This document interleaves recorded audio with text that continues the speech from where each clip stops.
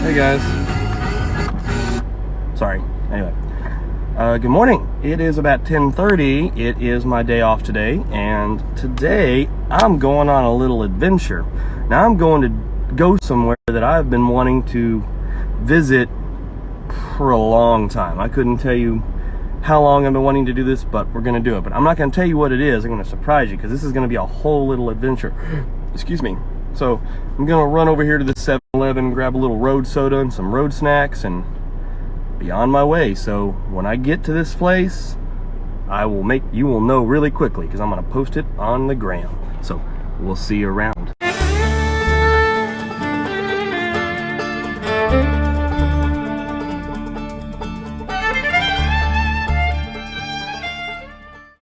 Alright guys, I have made it to my destination.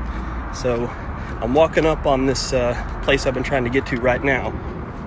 So first I'll show you the street. Does anybody recognize this street? Alright, this is Fort Worth Avenue over in West Dallas, which is kind of outside my general comfort zone, but that's okay. Over to my left, as you can see, is an iron gate. And I'm going to turn. This is Western Heights Cemetery. This is the entrance, but you got to go a different way because the main gate is locked. Now, there's somebody specifically buried here that I'm going to see. And I've been trying to get out here for a good couple of years, so I'll show you in just a moment.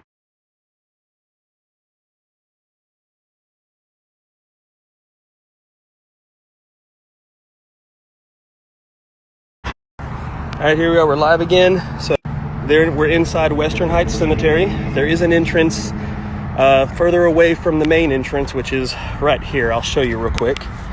Here it is, the old Western Heights Cemetery. Kind of give you a pano of it. This is Western Heights Cemetery. So it's been around for a good couple of years. Yep. So hold on, I'm walking up to the spot right now, and I'll show you what's over here. Alright, sorry, bug flew in my face. There's a fly buzzing around here. Alright, so here it is. This is the reason I came out. This is the final resting place of Clyde Barrow. And that's Clyde Barrow as in Bonnie and Clyde fame.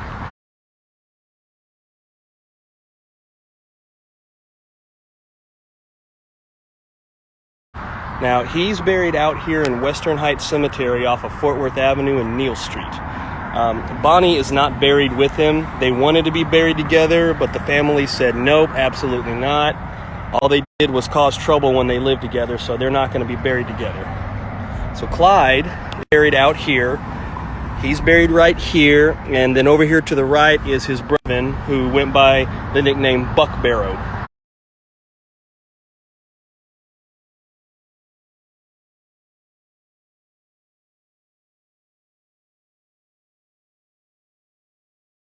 Now, Buck Barrow was actually killed a couple of months before Clyde. He was shot in Dexter, Iowa, and lived for a couple of days and then finally died. Then, of course, Clyde was ambushed along with Bonnie in Louisiana in 1934, and this is where he now sleeps. Okay, guys, well, that was just stop one of this little adventure I'm on. Cemetery's right here. So one thing I did do, and it's kind of morbid, but, if you know Bonnie and Clyde, they lived and died by the gun, and all they wanted to do was steal money, so I left a 12-gauge shotgun shell on Clyde's grave because he was known to be an expert with shotguns. And I left 34 cents because Clyde was killed in 1934. So I don't have any flowers, so had to do the next thing. And someone else had left a 22 caliber bullet on the grave. So it seems to be a common theme, is leaving ammunition and money on Bonnie and Clyde's grave. But now we're off to the next stop of this adventure. So wait till you see what's next. Alright guys, we're on stop number 2 now. We're currently on Singleton Boulevard in West Dallas, and this is now many of you have probably driven by this building several times. I didn't want to get too close because there's actually a couple of guys over here sleeping and I don't want to bother them. So this is the Clyde family, the Barrow family service station and home, Clyde's boyhood home when he was a kid, when he first came to Dallas.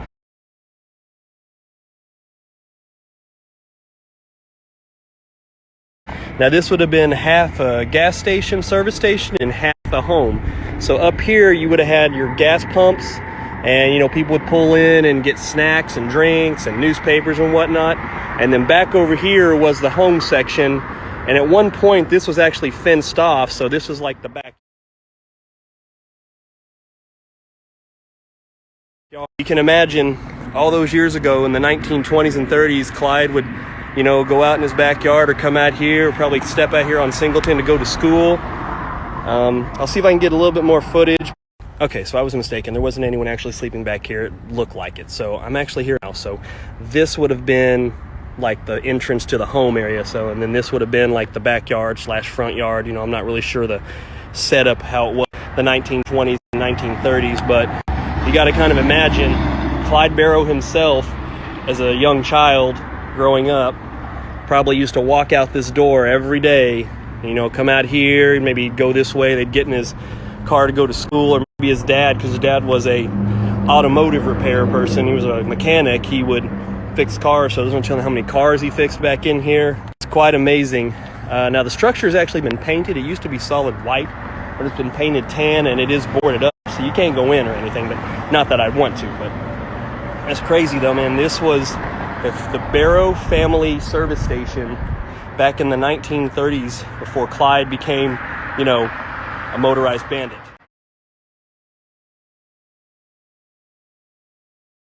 All right, guys, thought you might enjoy that. It's still behind me. That's the Barrow family service station where Clyde grew up, and his dad, I believe his dad's name was Cummy, ran his business, and, you know, he lived here growing up for, you know, when some point he met Bonnie, and we all know how the story goes from there. So I've got another spot that I'm headed. The adventure's not over with yet, so buckle up, because I've got another one coming. So sit back and enjoy the ride.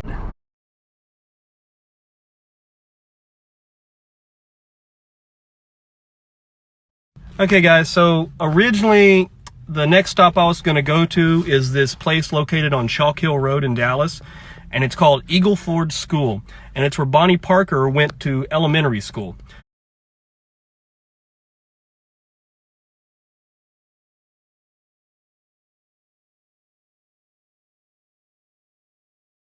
Now, it was kind of run down for a couple of years, and it was actually on the chopping block to get demoed, but the Dallas Historical Society stepped in and repainted it, got it revamped, so it looks beautiful.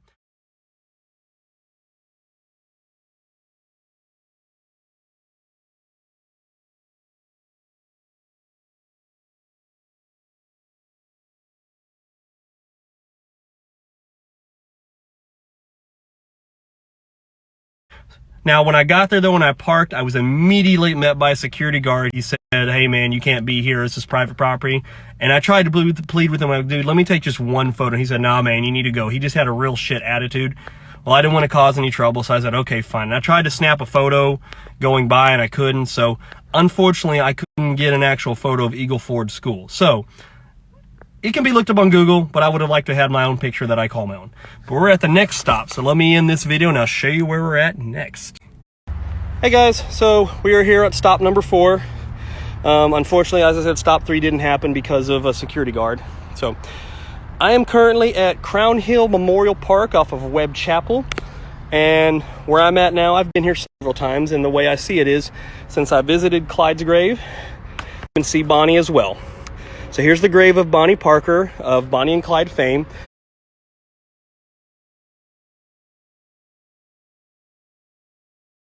And as you can see, her grave is very, very much decorated. It's very popular. People still leave bullets, makeup, money.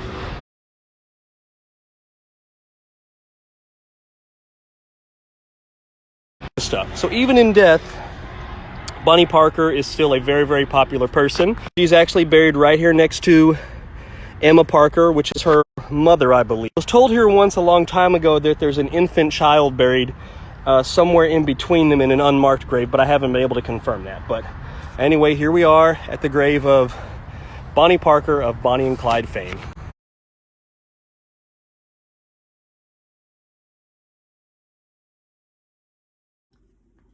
Hey guys, so I hope you've enjoyed my little field trip out to the historical points of interest out in West Dallas and the the kind of the older parts and the whole thing with Bonnie and Clyde. So I'm going to wrap up this video with a couple of Bonnie and Clyde facts that you may or may not have known about. So these will just be little tidbits, kind of things here and there. So let me go ahead and get started.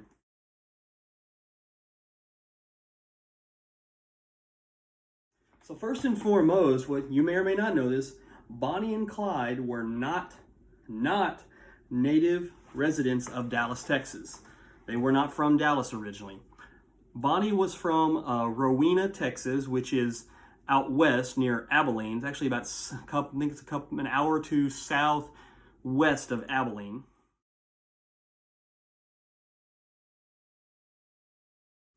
And Clyde was from a little bitty unincorporated community called Tellico. That's T-E-L-I-C-O. And it is actually southeast of Dallas. It's a little bitty town. It's actually considered a ghost town now. But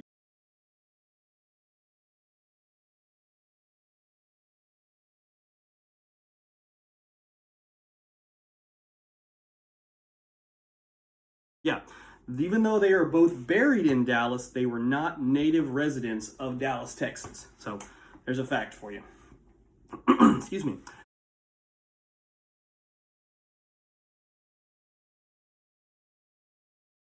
Fact number 2, despite often being portrayed as a,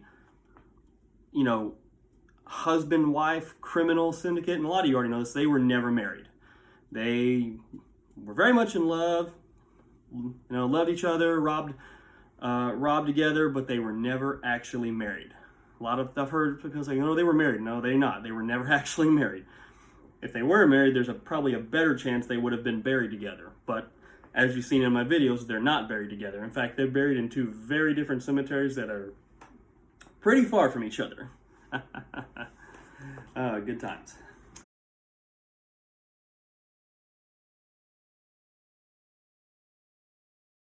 So another fact about, really more so about Bonnie more than anything, that you may or may not know is before Bonnie hooked up with Clyde, when she was 15 years old, she met this guy named Roy Thornton, okay? A year later, they got married. She got married at the tender age of 16 to Roy Thornton.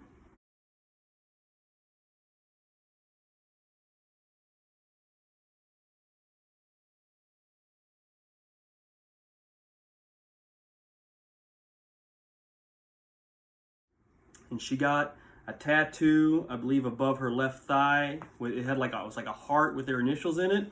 But the problem was, though, is Ray was out, gone, never home half the time. He'd be gone for weeks and months. And Bonnie just got fed up with him not being there, so the marriage fell apart. And then, of course, then she would meet Clyde, and we all know how that goes. But here's the kicker, though. She never got divorced from Roy Thornton. In fact, she wore her wedding ring up until the day she was ambushed in Gibbsland, Louisiana, along with Clyde. I mean, no one knows why.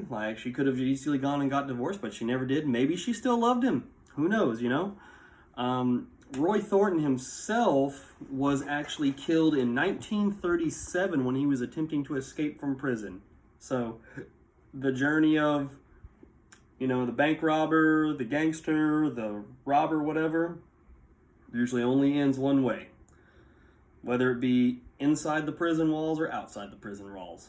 And that's that.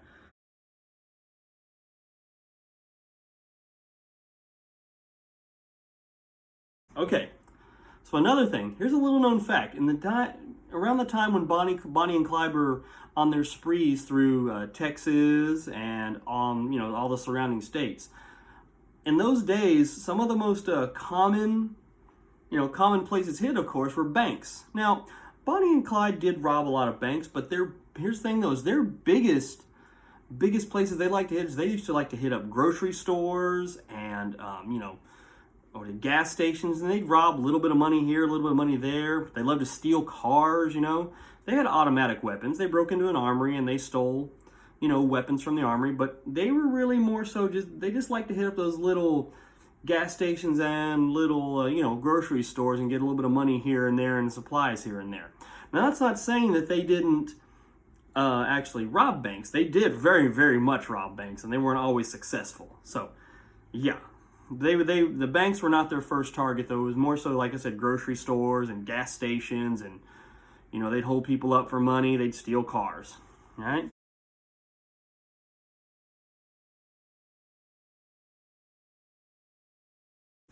So fact number 4, this is actually a story that comes down from my family. So I was told, and we don't know the accuracy of this story, but I was told that I have a distant relative on my mother's side. Several years ago, in the maybe late 20s, early 30s, was walking down a road somewhere, I believe actually in Texas, and a car pulled up and asked them if they needed a ride. To which they said, of course, I do need a ride. I'm in the middle of nowhere and it's a long walk to wherever. So this relative of mine got in the back of this car, and the car was being driven by a man and a woman. And my relative, or distant relative, looked on the floorboard and saw there were machine guns hidden under the seat.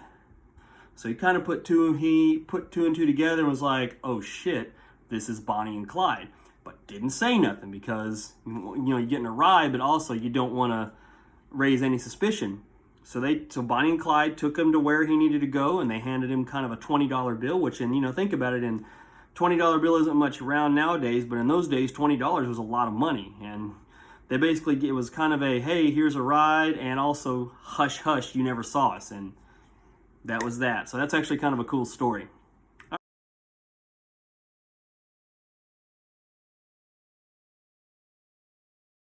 right.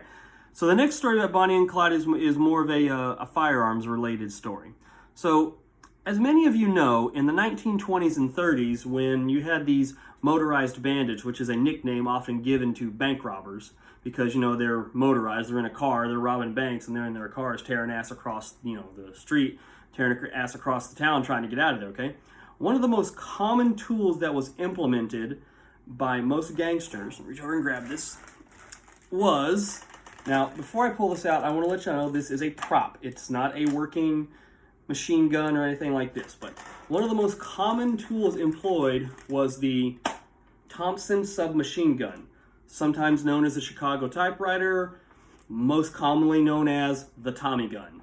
Okay, so the Thompson submachine gun was actually developed in 1921 and had about 4 different variants. There was the 1921, the 28. And then there was 2 more after that. I can't think of the variant names. There was the M1, M1A. This version is more of the 1928, which is the most common version used by gangsters and bank robbers alike. It used either a 25-round stick or a 50-round drum, which is currently attached to this. The weapon was what's known as an open bolt weapon, which means in order to get it to go, you would pull this back, and it would actually stay locked back. And then this one won't do it because this is a prop. But anytime you pull the trigger, this also is connected to your firing pin, so it would go like that and, hit your rounds and just constantly do that. Now this weapon would shoot at about 625 to 700 rounds per minute of 45 ACP, which is very fast. It sprays a lot of lead, a lot of bullets. So very, very commonly used weapon in those days. But here's a little known fact. Bonnie and Clyde never owned a Tommy gun in their arsenal. You see it in the movies like with Faye Dunaway and Warren Beatty, they're seen using one, but in actuality, they did not own a Thompson submachine gun. Reason for that is they didn't feel the Thompson had enough power for what they were doing.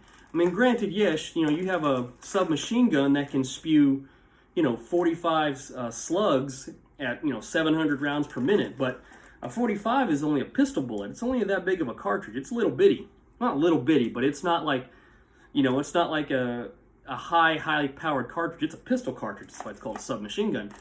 So they didn't feel it was powerful enough to, pop through car engines and, damage certain things. So they actually stuck with more heavier weaponry, which I don't have a model of. One of the weapons that they preferred in particular was a weapon called the Browning automatic rifle, which was a machine rifle that was big. It fired a 30-06 caliber rifle cartridge.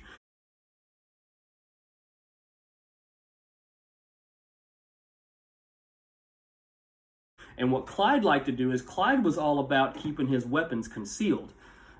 One thing about Clyde that was known is he was supposed to have been an expert with shotguns. Like he could shoot them, take them apart. He was supposed to be like one of the best marksmen with a shotgun around. And what he would do is he actually created something called the whippet gun. And what that was is he took a semi-automatic Remington Model 11, which is a semi-automatic hunting shotgun, and he actually sawed the barrel down just past the foregrip and sawed the stock off to maybe it was about that long. And then what he did is I'll use this Thompson as an example. Okay, we'll take the stock off to give you a better example. And what he would do is on his sawn off shotgun stock is he put a bolt here and a bolt here, and there was a leather strap that went up about this high. And what he would do is he would slide that strap up under here, and it would hang down and the gun had a sawn off barrel, so it would stay hidden under his coat or under a jacket so you couldn't see it. And then if he needed to use it, all of a sudden he could whip it out, as they say, whip it out in a flash. And he's got this thing on this loop. He pulls it up and he can bring it to shoulder and start firing it. Or if he's only got an option where he can bring it up, he can bring it up real quick and just start blind firing to get his point across.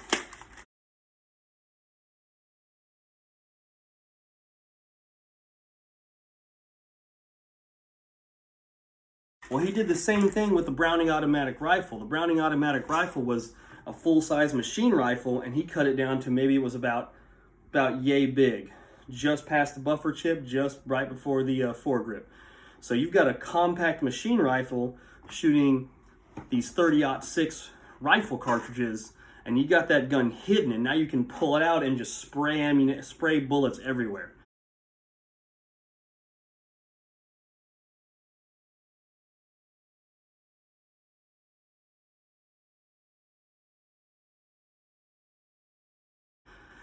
So yeah, that's a little known fact. Despite the Tommy gun being like the icon of the 1920s and 1930s, Bonnie and Clyde never owned one because it was not powerful enough for them. All right? Pretty crazy stuff, huh?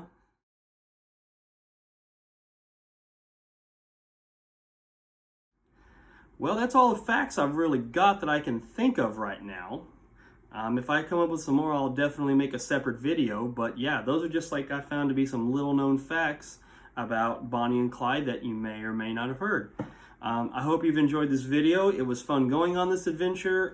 It was great to finally go to Clyde's grave. I'd never been, but to also go to Bonnie's grave on the same day was kind of cool as well. So thanks for watching. Y'all keep it real and have a good one.